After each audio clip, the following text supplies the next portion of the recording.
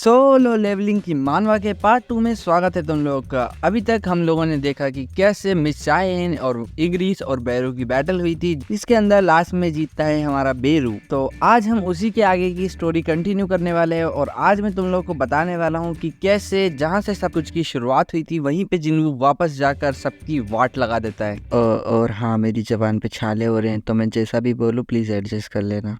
तो first of all हम देखते हैं इन लोगों को। इनकी पूरी बात तो मैं तुम लोगों को नहीं बताऊंगा, बस इतना जान लो कि जिन्हू के बारे में बात कर रहे होते हैं कि उसकी पावर कोई नॉर्मल हंटर जितनी नहीं है, वो कुछ अलग ही लेवल का है। उसका ऑरा पूरा डार्कनेस में भरा पड़ा है। दूसरी साइड जिन्हू खुद को मिरर में देखते हुए सोच रहा होता है कि जैसे जैसे मैं लेवल अप कर रहा हूँ वैसे वैसे मेरी हाइट और मेरा फेशियल कट भी कुछ ज्यादा ही सुंदर होता जा रहा है, काफी इंप्रूवमेंट हो रही है। वो बाहर आता है और अपनी बहन से पूछता है कि मैं कैसा लग रहा हूँ, और तुम लोग जानते हो बहन अपनी भाई की तारीफ करते ऐसा होता नहीं है, तो वो इसकी बेइज्जती मार देती है। तो जिन्हू उसको अपनी गिल्ड के बारे में बताता है और जब उसको अपनी गिल्ड का नाम बताता है तो जिन्हा उसको सजेस्ट करती है कि तुम अपनी गिल्ड का नाम अर्जिन गिल्ड क्यों नहीं रखते, जो कि उसके नाम का बिल्कुल उल्टा है। अगर तुम जिन्हा को उल्टा करोगे, थोड़ा आपस में स्क्रम्बल करोगे तो वो अर्जिन बन जाएगा। तो जिन्हू को ये नाम काफी पसंद आता है, तो वो जाके जिन्हू को इस नाम के बारे में बताता है। तो वो सोचता है कुछ भी रख लो, बस सोलो प्लेट मत रखो। तभी एक बार और डोरबेल बजती है और इन लोगों को लगता है कि शायद फिर से चाय इन होगी, बट वहाँ पर होता है नाइट गिल्ड के गिल्ड मास्टर और उसका असिस्टेंट और एक आध लोग और होता है, जो कि जिन्हू से डंजन को क्लियर करने की डील करने आए होते हैं, क्योंकि उसको तो मॉन्स्टर्स को हरा के लेवल अप करना है। तो उसको तो ये डील पसंद आने वाली थी, लेकिन जिन्हू यहाँ थोड़ा दिमाग से खेलता है। वो बोलता है कि हम डंजन्स को 50-50 रखेंगे, जिसपे वो थोड़ा सा डिसएग्री करता है और 60-40 की डिमांड करता है। बट जिन्हू बोलता है मैं तुम्हारा नौकर नहीं बनने वाला, करना है तो कर वरना निकल।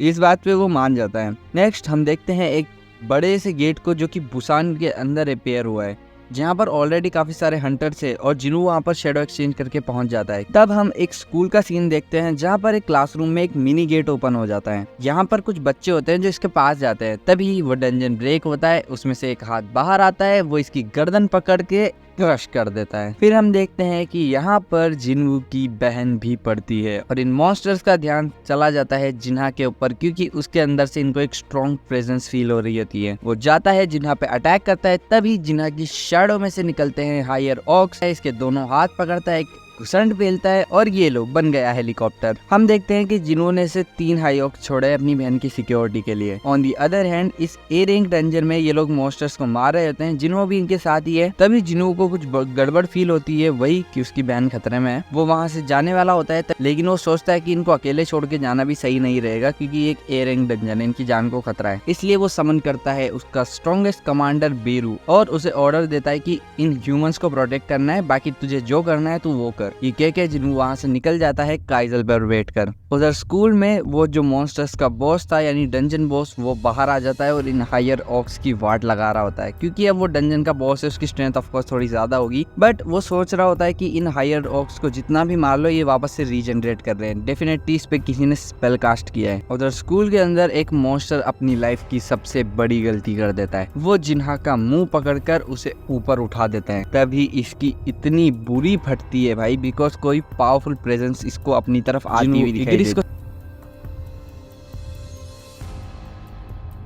स्कूल की दीवार तोड़कर अंदर आता है, अपनी बहन को कंफर्ट करता है और मॉन्स्टर्स को ऑर्डर देता है कि जब तक मैं ना कहूं कोई वहां से नहीं हिलेगा। और फिर तुम लोगों को तो पता ही है मॉन्स्टर के साथ क्या होने वाला है। एनीवेज, इधर ए रैंक डंजन में बेरू बॉस को ढूंढ लेता है। उस बॉस के साथ उसकी थोड़ी बहस होती है और बेरू सिर्फ एक अटैक में इसका सीना चीर के इसकी वाट लगा देता है। नेक्स्ट चैप्टर स्टार्ट होता है, जहां जिन्हो की बहन, उसकी कजन एक ए रैंक हंटर है, ये जिन्हो की गिल्ड ज्वाइन करने के लिए आती है। वो एक जिन्हो के साथ एक सेल्फी लेके इंस्टा पे पोस्ट करती है, जिसको देख के किसी की तो जल रही होती है। नेक्स्ट चैप्टर शुरू होता है। यहाँ से अब शुरू होने वाली है मेन स्टोरी। जापान के टोक्यो शिंजुकू में एक बहुत ही बड़ा जायंट गेट अपीयर होता है।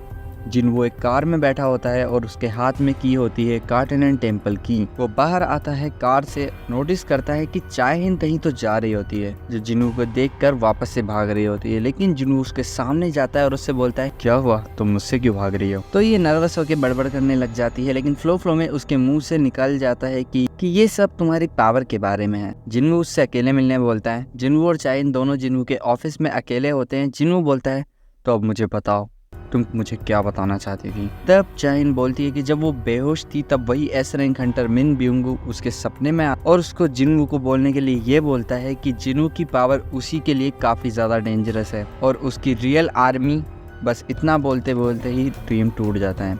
नेक्स्ट हम देखते हैं कि जिनवू एक डंजन में होता है जहां उसकी आर्मी बहुत सारा काम कर रही होती है और वो बैठ के सिर्फ खाना खा रहा होता है और जिनवू से बात कर रहा होता है। तब वो सोचता है कि क्यों ना एक बार चेक कर लूं कि मेरी बहन क्या कर रही है। तब वो शैडो अथॉरिटी की वजह से चेक करता है तो उसकी बहन तो सो रही होती है, लेकिन ये साला बेरू ये टीवी सीरियल्स देख रहा होता है। यही रीजन है जिसकी वजह से जिनवू को एज अ किंग ट्रीट करता है, कुछ ज्यादा ही एक्सट्रीम वे में। फिर वो चाइन को देखता है और मेरे को आगे का सीन देखना है। बन गया है टमाटर। उसके बाद जिनवू कहीं जा रहा होता है और उसकी माँ उससे कुछ बोलने वाली होती है, बट जिनवू समझ जाता है और वो बोलता है कि आप फिक्र मत करो, मैं जल्दी आ जाऊंगा। तब उसके हाथ में होती है कॉन्टिनेंट टेम्पल की और वो उसको यूज करता है। वो एक ए रैंक डंजन पर पहुंचता है जहाँ पर ऑलरेडी एक स्ट्राइक स्क्वाड अंदर जा चुकी होती है। वो बाहर के मैनेजर से ये रेड को कैंसिल करने को बोलता है और खुद डंजन के अंदर चला जाता है। अंदर जाने के बाद जिनवू स्ट्राइक स्क्वाड को बोलता है कि तुम लोग वापस जाओ, इसके आगे मैं खुद देख लूंगा। तब उसमें से एक बंदा जो स्ट्राइक स्क्वाड का लीडर है वो जिनवू को बोलता है कि भले ही तुम एस रैंक हंटर हो बट तुम्हारे पास कोई राइट नहीं इस डंजन को क्लियर करने का, इसके राइट्स हमारे पास है। तब जिनवू डबल डंजन का गेट खोलता है और बोलता है कि मैंने कब मना किया, तुम जा सकते हो। ये बंदा अंदर जाता है, एक जायंट इस पे अटैक करता है। तब जिनवू इसकी कॉलर पकड़कर इसको पीछे खींचता है और बोलता है अभी भी जाना चाहते हो। इसके बाद कोई कुछ नहीं बोलता, जिनवू अंदर जाता है और गेट बंद हो जाता है। अंदर आने के बाद जिनवू स्टैचू के सामने खड़ा होकर बोलता है कि तो तुम हो वो, तुम अब तक चुप क्यों हो। तब ये स्टैचू बोलता है तो तुम आ गए। तब जिनवू बोलता है अरे ये स्टोन तो टूट गया, इसका मतलब इसका कोई मतलब नहीं था। इसका मतलब था लेकिन अब नहीं है। तुमने मुझे बुलाया, क्या तुम मॉन्स्टर हो। तुम्हें ये नहीं पूछना चाहिए कि मैं कौन हूँ, तुम्हें तो ये पूछना चाहिए कि तुम खुद कौन हो।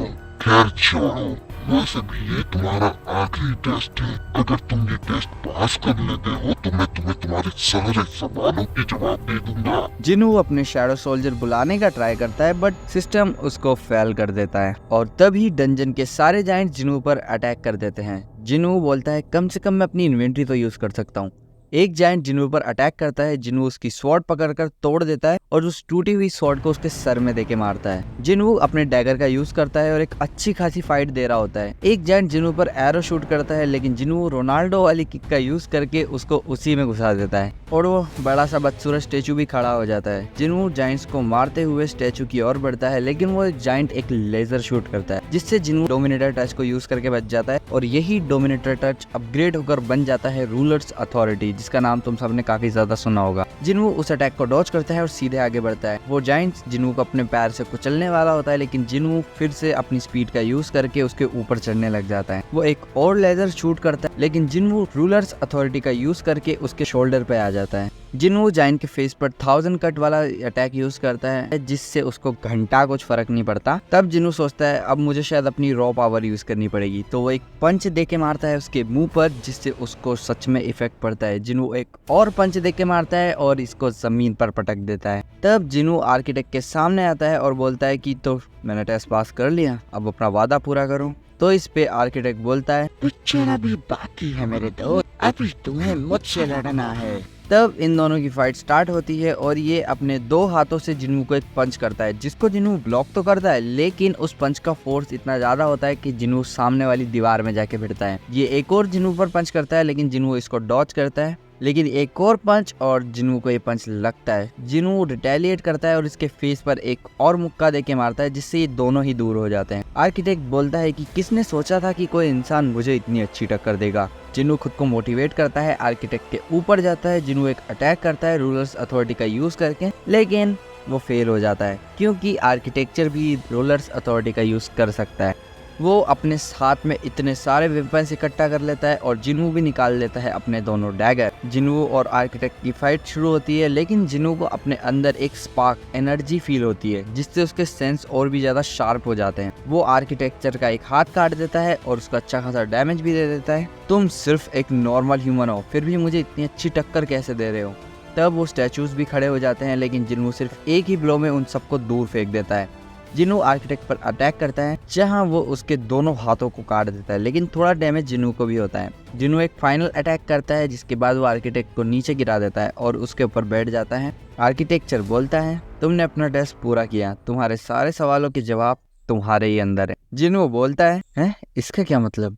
आर्किटेक्ट जिनू को उसकी मेमोरी में जो है वो दिखाने को बोलता है। जिनू इस पे एग्री करता है और हम देखते हैं एक दूसरी डायमेंशन का सीन, जहां लाखों की तादाद में मॉन्स्टर थे। जिनू वहां पर एक स्पिरिचुअल बॉडी के अंदर पहुंच जाता है। स्काई ब्रेक होता है और उसके अंदर से आते हैं बहुत सारे रूलर्स, जो कि आते ही मॉन्स्टर्स को खत्म करने लग जाते हैं। तभी हम किसी की शैडो देखते हैं जो कि ये वर्ड बोलता है, राइट। जिनू उसे फर्स्ट टाइम देखता है और ये और कोई नहीं, हमारा शैडो मोनार्क एशबॉर्न है, जो बाकी के मोनार्क से फाइट कर रहा होता है, जहां पर डीमन किंग बैरन और बीस्ट मोनार्क है। इधर रियल वर्ल्ड में एस रैंक हंटर चोई योंग और मिस चाय जिनू की हेल्प करने उस डबल डंजन के अंदर घुस जाते हैं, जिन्हें काफी ज्यादा प्रॉब्लम हो रही होती है उन सब से फाइट करने में। हम जिनू को देखते हैं जो कि एक जगह खड़ा है, बिकॉज उसका माइंड एक स्पिरिचुअल बॉडी में किसी और चीज की मेमोरी देख रहा है। चोई जो उस पर एक फायर अटैक करता है ताकि वो उसको होश में ला सके, लेकिन आर्किटेक्चर बीच में आके उस अटैक को ब्लॉक कर देता है। आर्किटेक्ट इन पर अटैक करता है, बट जैसे तैसे ये लोग मैनेज कर रहे होते हैं उससे बचने का। वो जिनचुल चाहे इनको बोलता है कि तुम जाके जिनू को होश में लाओ, इधर हम लोग संभाल लेंगे। उधर उस डायमेंशन में एशबॉर्न डीमन किंग बैरन के सामने होता है, उसको गले से पकड़कर उठाता है और उसको जान से मार देता है। तब हम देखते हैं जिनू खुद को एशबॉर्न की जगह फील कर रहा होता है। उसको उसकी बॉडी के लेफ्ट साइड में एक और हर्ट फील होता है, और हाँ याद रखना ये हर्ट बहुत काम की चीज है, आगे जाके स्टोरी में इसका बहुत इंपॉर्टेंट रोल है। आर्किटेक्चर सोचता है कि इनका बहुत हुआ, अब इनको खत्म करना ही पड़ेगा। तभी मिस चाहेन उस पर अटैक करती है, लेकिन उसका हार्ट डैमेज हो जाता है।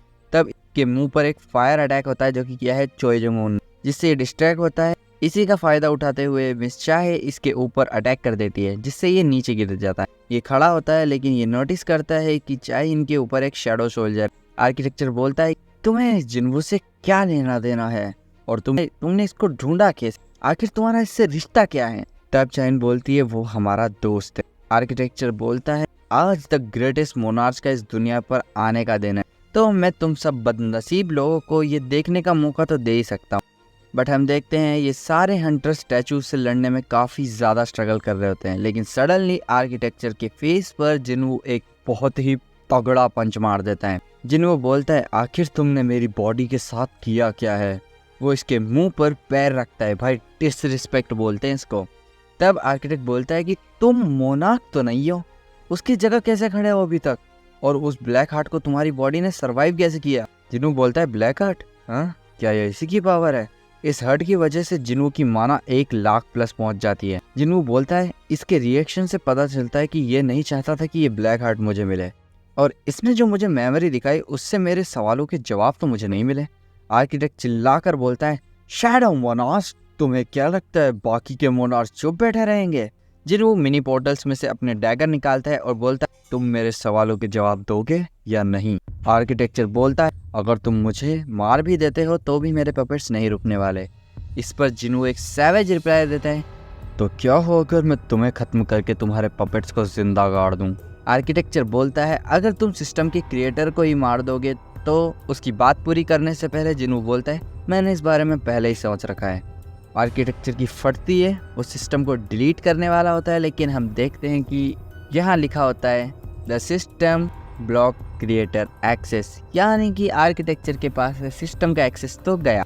इसका मतलब तुम समझे दया, जिनवू ने सिस्टम पर टेक ओवर कर लिया है, और जिनवू सिर्फ एक अटैक में आर्किटेक्चर की माँ बहनें कर देता है। वो आर्किटेक्चर मरते मरते कहता है कि जब फायर पिलर्स हेवन को टच करेंगे तब तुम्हारी मौत तुम्हें ढूंढ लेगी। फिर हम डंजन के बाहर का सीन देखते हैं और ये सब बहुत बुरी हालत में बाहर आते हैं। बाहर खड़े हंटर्स सोचते हैं, जब इन एस रैंक हंटर्स की ये हालत हुई है तो हमारा तो क्या ही होता, और आखिर इस सी रैंक गेट में ऐसा था क्या?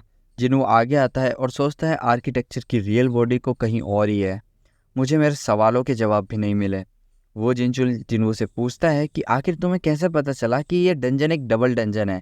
इस पर जिनू बोलता है कि उस डंजन ने मुझे बुलाया था।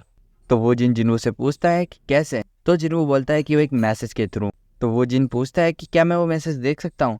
इस पर जिनू बोलता है कि वो मैसेज सिर्फ मेरे दिमाग में शो हुआ था, तुम लोग उसे नहीं देख सकते हैं। जब जिनू थोड़ा आगे जाता है तो चाइन पूछती है, जिनू क्या तुम ठीक हो? तो इस पे जिनू बोलता है, हाँ ऑफ कोर्स मैं ठीक हूँ, बस मैं थोड़ा सा थक गया हूँ और इतना बोलते हुए जिनवू नीचे गिर जाता है। और इसी के साथ हमारी आर्किटेक्चर वाली आर्क भी खत्म होती है। तो तुम लोगों को ये वीडियो कैसी लगी? अगर तुम चाहते हो मैं इसके आगे की भी स्टोरी कवर करूँ तो इस वीडियो पे 50 लाइक का टारगेट पूरा करा दो, मैं आगे की वीडियो बना दूंगा। और आगे भाई क्या फाइट होने वाली है, आए हाय। जल्दी से जल्दी 50 लाइक का टारगेट कंप्लीट कराओ, मैं नेक्स्ट वीडियो जल्दी से जल्दी अपलोड कर दूंगा। तब तक के लिए Arise.